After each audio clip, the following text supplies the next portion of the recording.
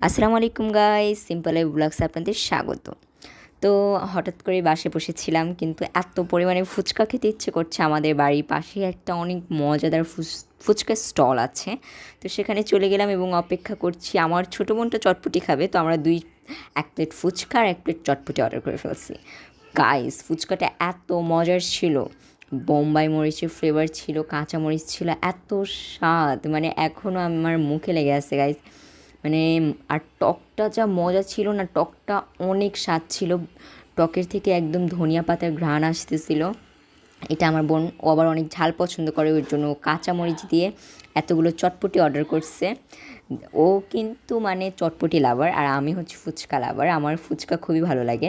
তো এত স্বাদ, ও আবার ঝালটা প্রচণ্ড খায়, এর জন্য এক্সট্রা কাঁচামরিচ নিয়ে নিয়েছে।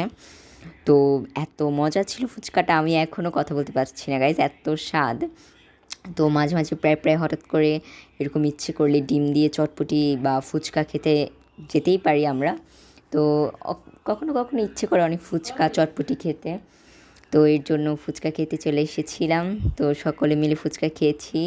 ফুচকাটা অনেক অনেক মজার ছিল, আর সত্যি এত লোভনীয় ছিল টকটা।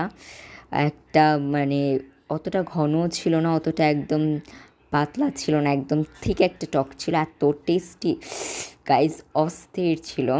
খেতে কিন্তু দারুণ লেগেছে। ডিম দিয়ে ওনারা ডিমটা অনেক বেশি করে দেয়।